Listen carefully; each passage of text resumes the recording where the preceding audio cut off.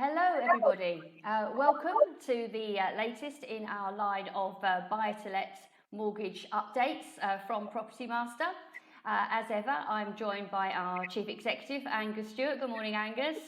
Good morning, everybody. And today I'm absolutely delighted to also be joined by Adrian Scoates. Adrian is the Corporate Relationship Manager for Nationwide The Mortgage Works. So hello Adrian, welcome. Good morning everybody, thanks Chris. Adrian's brand, the Nationwide's brand for buy-to-let, the Mortgage Works, is actually the second largest lender in the market. So we will be putting him a little bit on the spot to give us a little bit of insight as to how he thinks the market will react to the latest planned end to the lockdown. We're slowly getting there. We've got some milestones in place. So we'll ask Adrian what he thinks about that. Also today we have a green theme. Many of you we know are concerned about the government's proposals with regard to energy efficiency and increasing the EPC certificate requirements from an E to a C. It might seem some years off, but it is looming on the horizon. We carried out a survey recently actually to see how many of you were aware of what was happening. A lot of you are, and how many of you were concerned about it. Again, a lot of you are. So I'm going to hand over to Angus, who's going to just give us a brief heads up on what you were telling us about this important subject. Yeah, thanks, Chris. I've got a few slides which I'll just try and share if it's going to work for me. So, and hopefully you can see this slide here. So, as Chris said, we undertook a quick survey with a number of our customers, and it was interesting to see the results. So the nice thing is that pretty much everybody recognises that these implications are going to affect them. I mean, we are being asked by certainly by 2008 and for new tenancies by 2005 to move our properties to an EPC rating of C, and I think for some landlords, for some properties, that's really going to be a stretch, and I think there's a lot of uncertainty in my mind about how much it's going to cost and how practical it's going to be for people to get to that point, and what help you can get, and is that help coming easily from the government. So it's great that lots of people recognise it's going to affect them.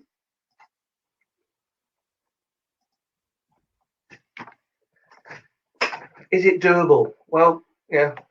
What is it, about 3 or 4% of you say it's going to be easily achievable? Probably because you've already got a nice modern property that's a C already.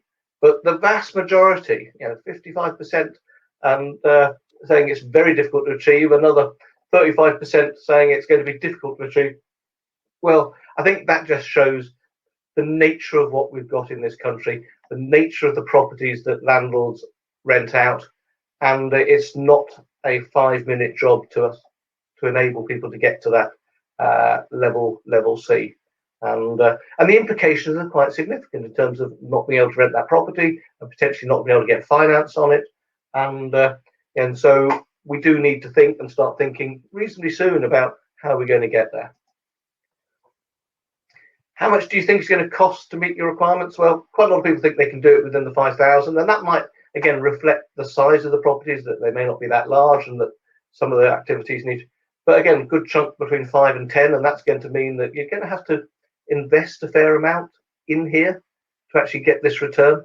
And a few of you are thinking it's going to be very significant, 10 to 25,000, and that might actually mean that your property is not worth renting or doing this work.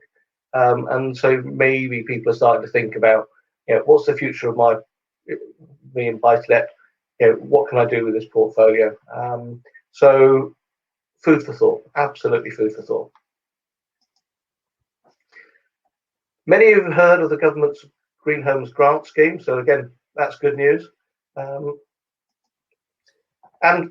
slightly few of you knew how to apply for it and what it means. And certainly, if you read the press over the last few weeks, this scheme has perhaps not got as much success as maybe some of us had hoped. I mean, it appears that it's relatively difficult to apply for.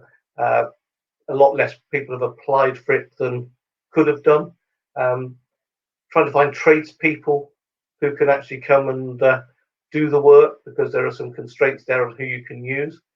And overall, the government's actually taken some budget away this year that was going to be made available. Now, part of that might be COVID, and it's been challenging getting people around in this environment. But it does make me wonder whether or not there's an improvement required from the government in terms of making sure people understand what the grant scheme is and making sure it works properly. Because these grant schemes only work if you can actually successfully apply and find that you've got tradesmen who can come along and actually do the work in a timely manner to the quality that you need. So for me, what we want to do as Property Master is, over the next months and years, is try and provide greater levels of advice and guidance for landlords. We want to work with lenders to make sure that there are products that are suitable for landlords, and we're looking for input from you as to what we can do to make your lives a bit easier.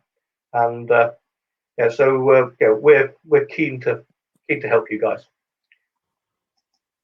So I'll pop back, but please put some questions in the system, and let's see if we can get everybody back properly on screen. Well, we have already got a question here from Robert, so you can use the ask a question facility at the bottom of the screen, or indeed you can pop your question or comment in the chat box. Some of you have already been doing that. Let's go to Robert's question here.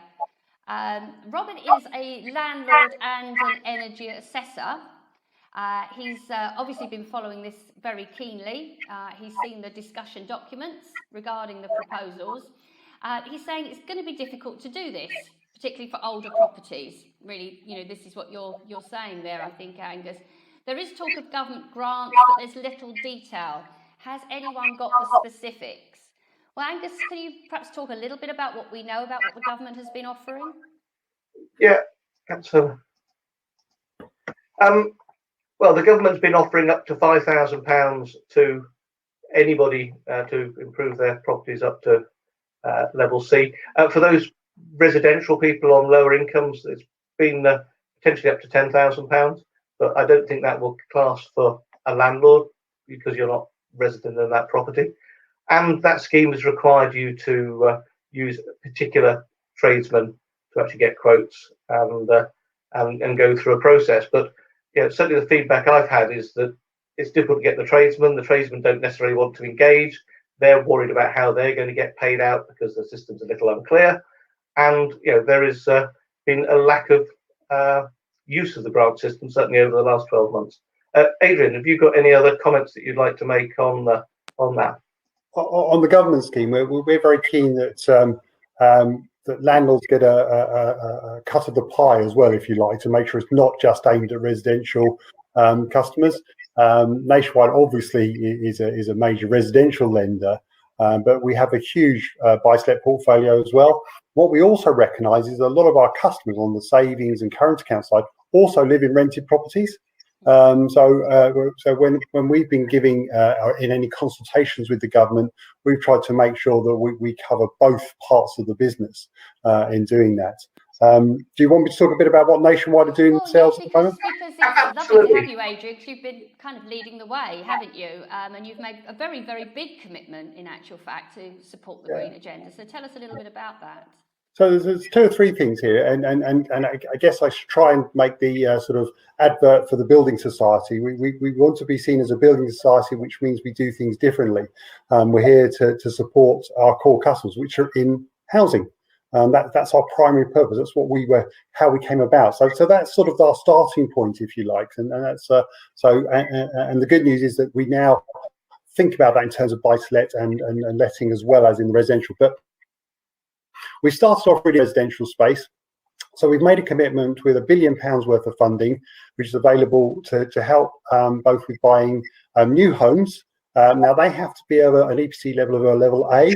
So that's a fairly high benchmark. And actually, at the moment, there's only a relatively small amount of properties that reach that level. But that's trying to drive the improvements that we need for those new properties that are coming out. But secondly, also what you can now do is apply for further loans if you're an existing Nationwide customer, a green loan to fund those improvements that will improve the property in terms of EPC ratings, and that'll be the standard things from boilers through to insulation and those sorts of things. It's not particularly difficult in that respect, except that, of course, some of the boilers we may need in the future may be a whole new technology, and we'll perhaps talk about that in a bit later.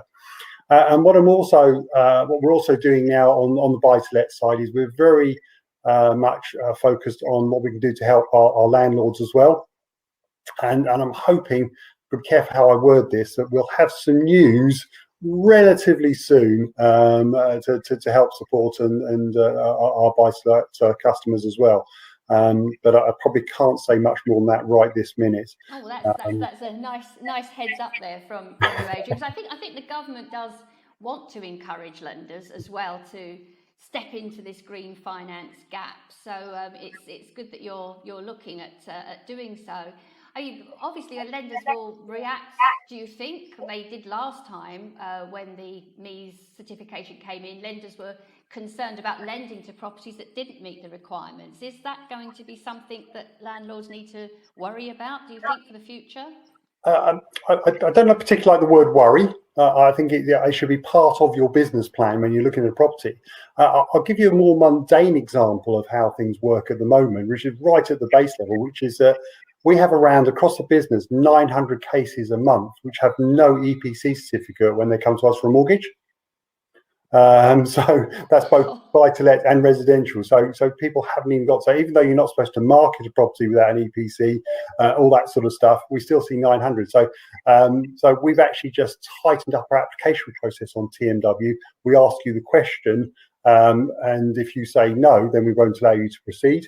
If you say yes, at the end, we actually are able to run an EPC check, and if there isn't one, we'll decline the case. So whilst that feels like a very draconian sort of measure, it's really just designed to say, look, this is an integral part of the process that you have to deal with.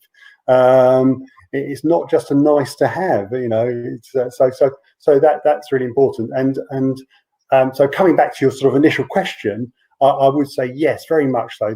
This is part we have within our sort of our aims and desires, if you like, an aim to improve the property in which our customers live, and that includes rental properties as well as residential properties. So it is actually at the core of our business. So you will be seeing us paying attention to that, but hopefully in a supportive way, like funding, information, support, driving that change through just saying to people, yes, you do need to make sure this is there, really. And hopefully that's not seen as a stick, but as a leader to say, let's all perform better. It's carrot and stick, isn't it? And then the ultimate aim is to, meet these stretching targets that the government has set, because climate change is something we are concerned about. But it does, what you're saying there, Adrian, does really highlight how much perhaps confusion there is out there. I mean, Angus, if you're a landlord, you have to make a decision about where to invest and what type of technology you require. It's kind of difficult to make that decision, isn't it? Well, I think it's something you need to bear in mind, and I think there's lots of concerns. I mean, if you have a property and it is clear that that you're looking to acquire, and it's clear it's going to be very difficult to get it to a level C, I'd think twice about acquiring that property today. There's probably better properties out there for you to spend your money on. If you've already got a property, well, then you might want to consider how much is it going to cost me to get it to that level. And if you're looking to realign your portfolio, maybe that's the one you put on the market now, so that you don't have that cost, and it might be better placed with some other party who might want to do something different with the property. Because for all of us, it's what return are we going to get from that investment? And I think for landlords in particular, the level of investment you need to put into a property is absolutely key in terms of working out what return you're going to get. And so some of these properties might be better for residential people who might want to invest but not have the immediate need for return because they're doing it for slightly different reasons. So I think everybody should be aware that we've got some indicative dates. I mean, I'm concerned about those indicative dates because I think some of the things that would need to be in place to support such a significant move may not be there. For example, we've talked about, heating might move from gas to hydrogen. Well, what are the implications of that? How do you move people into a hydrogen environment? And is that going to be more expensive for people to do that? I think many of the newer boilers could support a move, but that doesn't mean, but then there's still some infrastructural requirements to actually get the gas to the property in the first place. And, a lot of the electric heating, or some of the solutions which are being suggested. So ground source heat pumps, lovely idea, but you need a bit of ground to actually have your ground source heat pump. Many landlords' properties would not have sufficient space to be able to put a ground source heat pump, or they may be flats and it's just totally impractical. So what are the alternatives? So you're then saying, well, maybe electric heating in some way or another is where we're going to go. And there's a drive towards doing much more through electric. And again, sounds great in principle, but do we need as a country to upgrade our infrastructure to support that significant move from gas or other fuels to electric? I mean, we all saw a week or so ago in Texas, they had really bad weather, much colder than it would be normally. They get brownouts because the electricity infrastructure can't cope with the demand. Yeah. So, and I'm not seeing the significant investment in the infrastructure to get electricity at the right level to people's homes yet. And then you layer on that the desire to move everybody to electric cars by 2030. And you say, well, where is this investment? Is it going to be sufficient? Is it going to move fast enough? And so you have this flag waving of moving everybody to EPCC, but I've yet to see sufficient from government behind to actually make sure that that's all going to be possible within the timescales. Yeah. And then you've got what's the cost going to be and who's going to bear that cost. So it isn't easy, and there are lots of unanswered questions at the moment, I feel. Yeah, I know, Adrian, we were talking earlier on this week about the different technologies and making a decision about what is the right investment to make if you're a landlord. I mean, are there any guidance that you can give? I think it's difficult at the moment. I think the point that Angus made about when you're making the initial decision is a key one. So if you're looking to invest in new properties, I think that needs to be right at the forefront. So if you can see that things are going to be done, or that in a few years' time you're going to need to, for example, replace the boiler, that's going to be done in 2 or 3 years' time, then you need to plan that in now and have a think about what that technology is. If you've already got the property, I think it's really difficult. I think it's fair to say that some of the things you can do are quite simple to upgrade your EPC. It's things like insulation and things like just putting tape around your door and stuff like that. It is something that is really quite at the basic level that may help that. And I gave an example earlier of something else as well, talking about electricity. I had a flat which I was selling which had modern electric heaters in, and my EPC contractor said to me, in fact, they were less beneficial for EPC purposes than the old night storage heaters that used to be in there. And in fact, I still had one room with a night storage heater, and that helped me to sort of get that one over the line. So I think we just need to think carefully about that technology and make sure that we don't get caught in the same way we've been caught with diesel engines. Where 15 years ago we were all told diesel was the way to go. They improved the tax regime on them and all that sort of stuff, and now we're being told, oh no, actually that's not the right way to go. You need something else. So some clarity from government, I think, is needed to help us. I think the other thing I would certainly say, and I'm thinking about this about my own properties as well, is certainly making sure that you're putting together some funds to help you do stuff in due course. So maybe you're going to have to do some improvements. Like, again, we'll talk about replacing the boiler as the obvious example. Maybe you can hold off on that, but keep acquiring the funds together at the moment, so you've got a bit of money to invest when you've got some clarity on what the reasoning is and where you're going to go. Yeah, good point there. I mean, there are some of the more basic things that we can do that would make a difference as well. Very good point. I mean, Ant is just talking here in the chat box. My neighbour has just installed an air source heat pump. The outdoor unit is not very big. I'm sure a lot of properties could manage this. Well, again, I guess as you were saying, Angus, if the the ground is there. And Ant's making the point with new properties in different parts of the world, like Australia, these sorts of things are standard. But I guess that's new property, isn't it, Angus? Well, it is new property, but I'm not seeing anything, maybe Adrian, you can correct me, from the government mandating that all new properties being built today should have this newer technology in there as a matter of course. And wouldn't that be sensible? Absolutely, and I think that's something that does need some clarification really quickly. I'm slightly concerned at the moment, and we were talking about this before we started, that the government is trying to do the right thing and trying to support housing and that sort of thing, but its bandwidth as a business, if you like, at the moment is severely stretched with the COVID stuff, and I hate to bring up the old Brexit word stuff and that sort of thing as well, but that is still taking a lot of time out of government at the moment, and this is an area where we really need attention today, because it is right at the core of how we live. And you don't want to end up in a situation. I think somebody has sort of mentioned somewhere about having properties that you can't mortgage because they're the wrong EPC rating, or people stuck in the wrong houses, and or a situation like the cladding situation post Grenfell and that sort of thing. Those sorts of things are horrendous for very many people. So unfortunately, we do need to be led by the government. I don't mean unfortunately, that's not quite the right word, but we do need the government to lead us, to take us forward in the journey. We need a clarity of direction, and yes, everything needs to be aligned. And I think it is crazy that you've got a situation that in a few years' time you need to have a certain level of efficiency, and maybe going forward that's only going to tighten up again. And we're building properties. We're building a lot of properties across the country. Whenever I go out, I see new houses being built.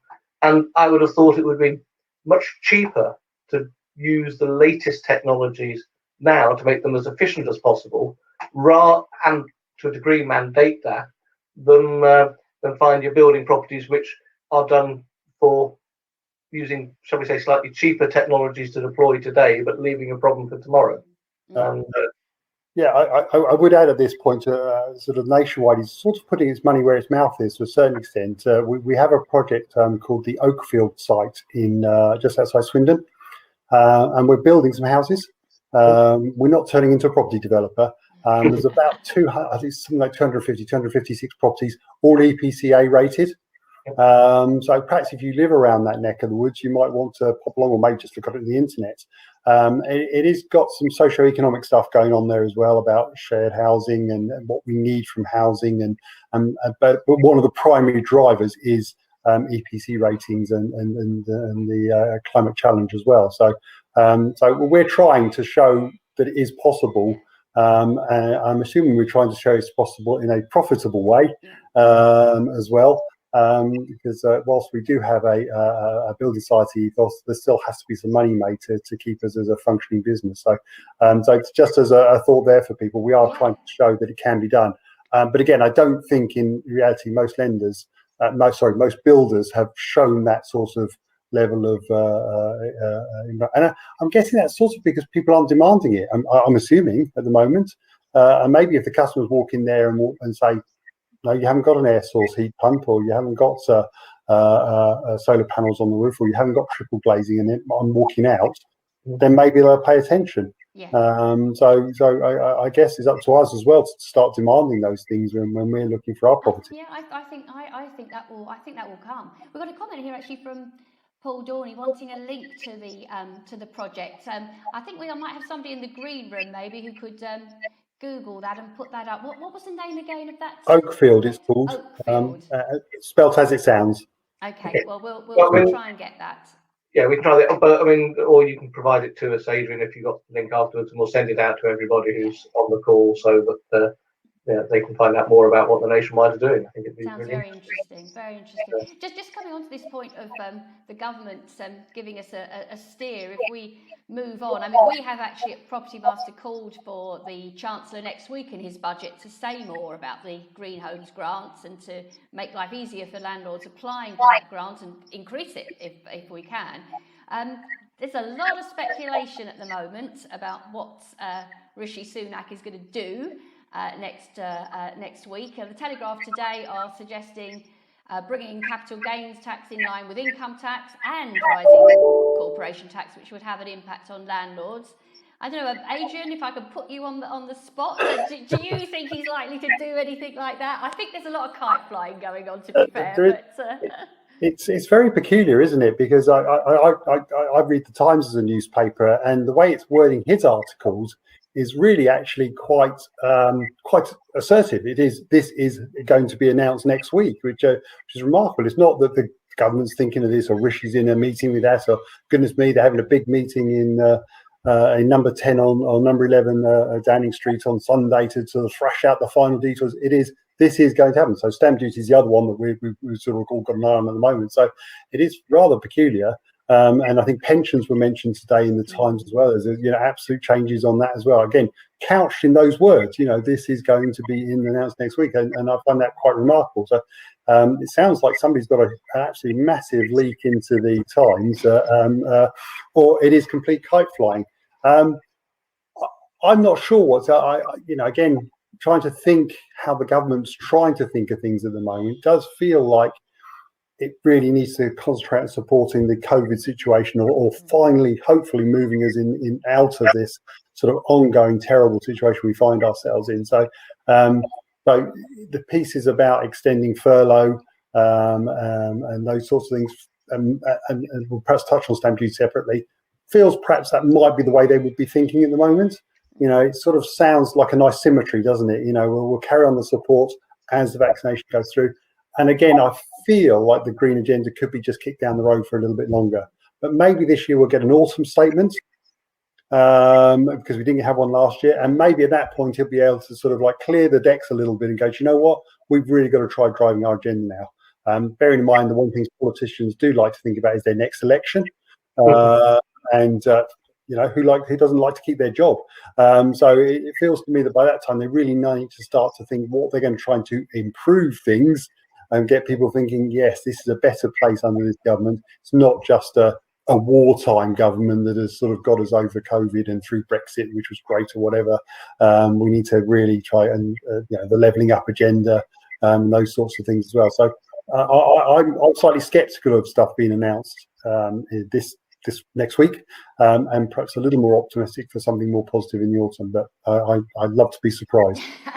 But that's a good point, really, because of course we've got the big COP26 meeting on climate change here in the UK in November, when there might be an autumn statement. So yeah, that's an interesting spot there. Good one. And stamp duty you mentioned. I mean, Angus, what about stamp duty? I mean, what impact has that had on our customers, and what would they like to see? Well, I think the challenge with stamp duty at the moment, with the end of March, you have to have your transactions through, and that's proving challenging for many parties. You've got conveyancers who are struggling with it, lenders who are struggling with it. You've got chains of transactions where they may well fall over if somebody cannot complete within the required period.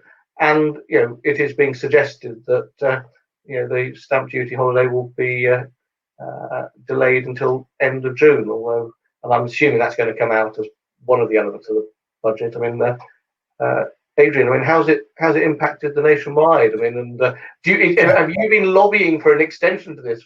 Gosh, okay. No, in all honesty, I'm not entirely sure we have. So just on a practical front, first of all, just to let you know, so if you've got mortgages going through with either of my brands or with a lender, since the beginning of the year, we've been on this completely. We've increased resources on both brands. We've put new people who come into the business into the post-completion area of the business on TMW, for example, to try and make sure we have resources there. On the nationwide side, we've increased the number of terminals.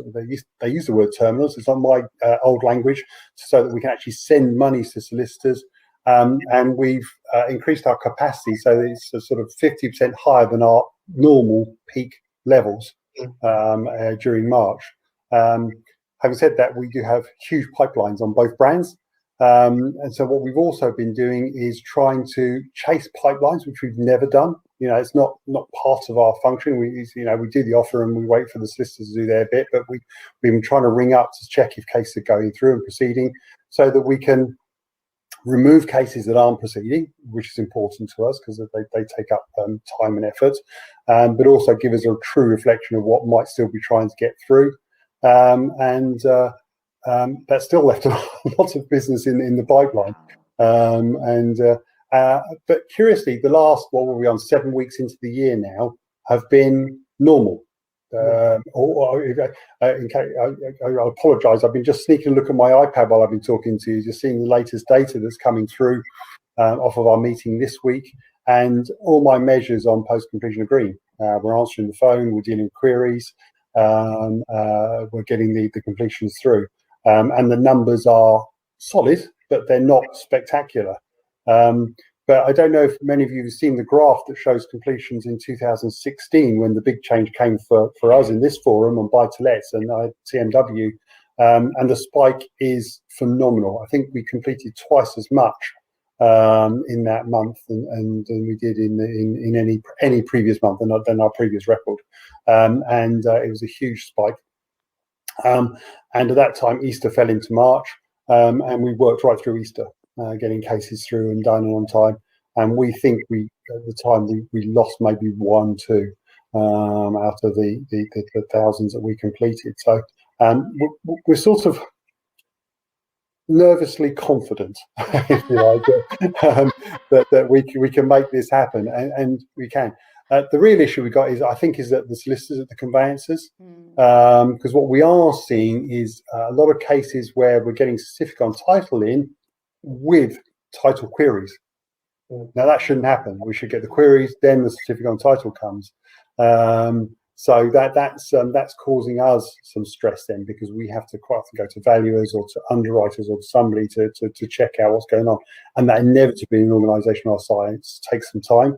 So we can't do that in 10 minutes. It'll take 2 or 3 days at least, sometimes a week. So that's an area. So I would again, ask people to go hard and go early with their conveyancers, in a pleasant way, because I've also seen a lot on my LinkedIn feed from conveyancers having pretty stressful times at the moment, if I'm really honest, and finding people aren't always being as pleasant as they might be. Will it be extended? It looks, the Times story, which is the only story that people are leading on, if you look at anybody else's story, all links back to the Times, was categoric. It is going to change. What it actually changes to, is it just going to push the deadline back, or is it going to be you have to exchange by the 3rd of March, for argument's sake, or is it you've got to have your mortgage offer out by, say, I don't know. My feeling is they need more of a taper than just moving the whole thing back 3 months. That just feels pointless. Even if you are trying to drive activity like the government is. Costing it £1 billion here or there, I don't think really makes any difference in the £270 billion we're going to borrow this year anyway. What's another billion? So I don't think it's the money per se. But if the government feels it's going to help to keep the housing market moving, generating activity, I think that's what it really needs as we open up. And I think that there is a concern, isn't there? I mean, it's interesting to hear how busy you guys are. There is a concern that once we're over that hump of March 31st, or even if it is tapered, then it will fall off a cliff a little bit. I mean, that's probably a little bit too extreme. But I mean, what is your outlook sort of post March 31st? What are you still nervously optimistic, or perhaps a bit more optimistic? Or where can we put you on the scale, Adrian? Oh goodness me! Well, it almost changes as each week goes by, if I'm really honest, because. Let me just a couple of things I'll make first of all. I work for a very conservative organisation, so we tend to look for the downside of things. We're a very conservative lender. We like to think we lend sensibly. Please, no comments from your landlords about decisions we've made. We'll do that on another forum. And we try to make sure we protect our members. That's fundamentally what we're about. But what you also look, if you look at housing transactions over a period of time, you look at the periods where we've had stamp duty changes, holidays or drops in stamp duty or whatever it is we've done, and there's been several over the last 10, 12 years or so, there's always a peak of some description and then it drops away. So you have to feel that transactions have been brought forward. Now, what I'd also say is that if you look at all the economic measures, they all look disastrous. Unemployment up, GDP down, inflation perhaps starting to feed in. long-term interest rates starting to go up a bit. If you look at some gilts and that as well, government borrowing, just soaring into levels that it's unheard of outside of wartime. So you look at all that stuff and think, oh my Lord, this is dreadful. And then you look at the housing market and it's doing fine. Now, is that just stamp duty? Or is, as some research has shown, people really want to move house? They don't believe they're going to be working in the city or in Manchester or Birmingham or whatever. They think they can live in a nicer, bigger house with more space, with an office at home, that sort of stuff. And is that going to continue to drive the marketplace? And it appears, to a certain extent, that is the case.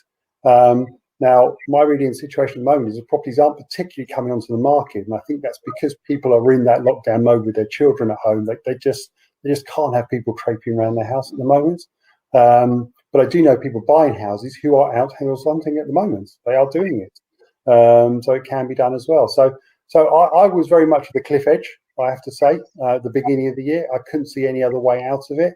But with an extension of furlough, slightly less unemployment than we're expecting, GDP really actually only reflecting the point that everything's been closed. You can't create income and wealth if you're not working, and all that's going to start coming back. I'm actually more optimistic than I was at the beginning of the year, and I think the vaccination program has proven to be a huge success.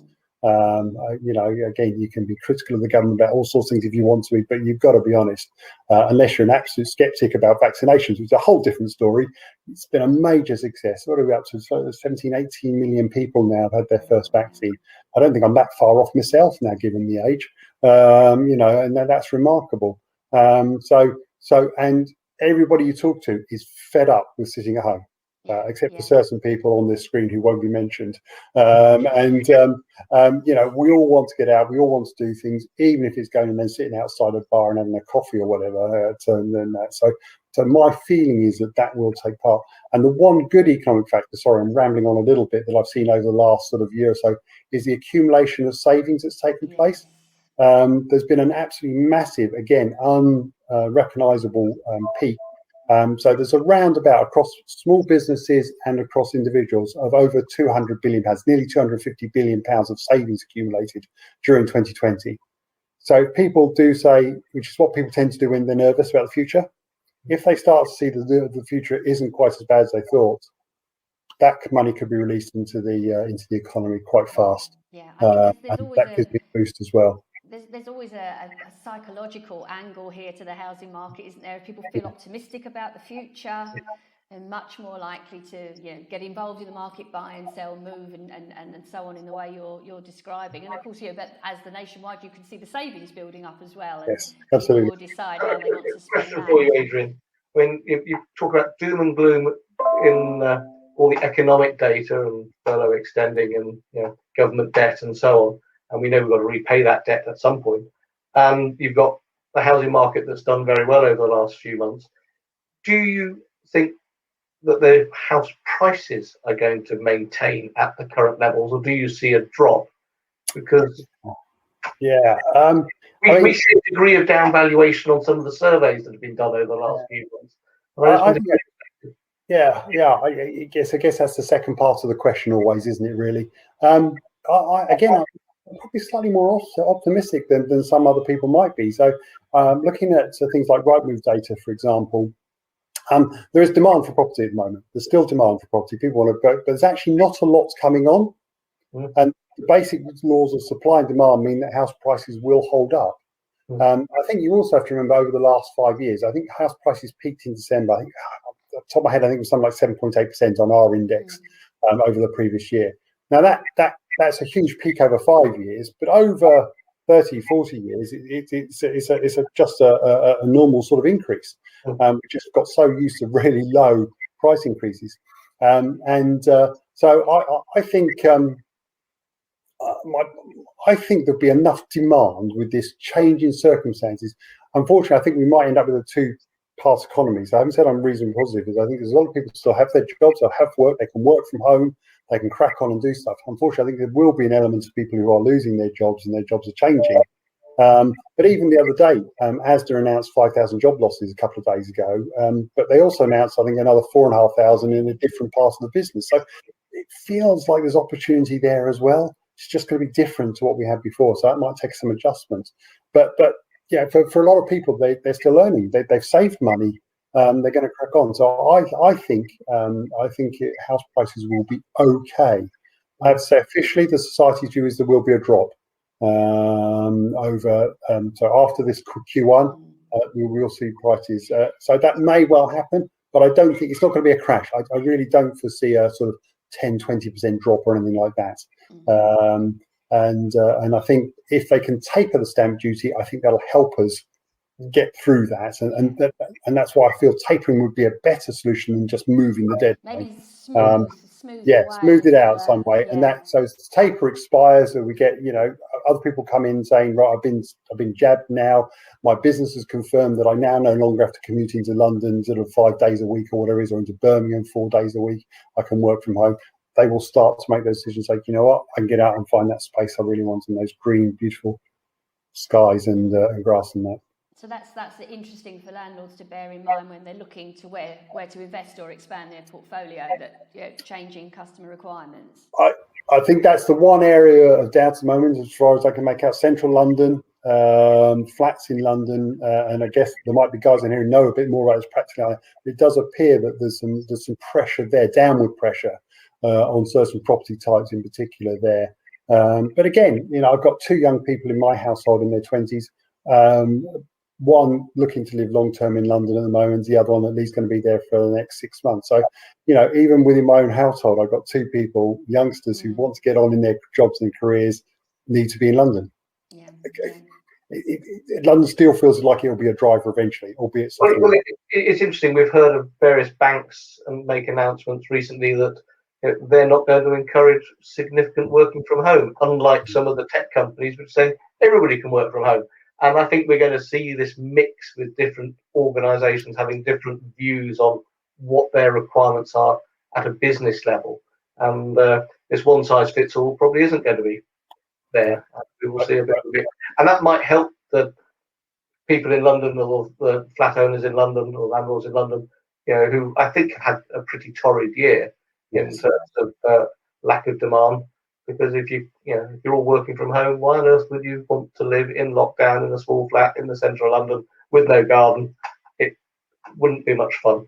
No. I don't think so. No, I agree. Yeah, no. absolutely. Well, if any of you out there have got experience of that as landlords and changing customer requirements, do let us know, or put any questions actually, if you might any questions you have in the chat box. But I just want to pick up with Angus said something Adrian said about interest rates, possibly drifting up. I mean, what are we seeing from all the lenders that we monitor? Because obviously we have the rates from all the buy-to-let lenders on our system. We monitor them every day. Are rates increasing? What are we seeing? If anything, I think in the short term we're seeing a higher degree of competition between some of the lenders, and so there's a bit of a misnomer there. I mean, in terms of so I don't think people should worry unduly. I think there is greater competition than we've seen during the last 12 months.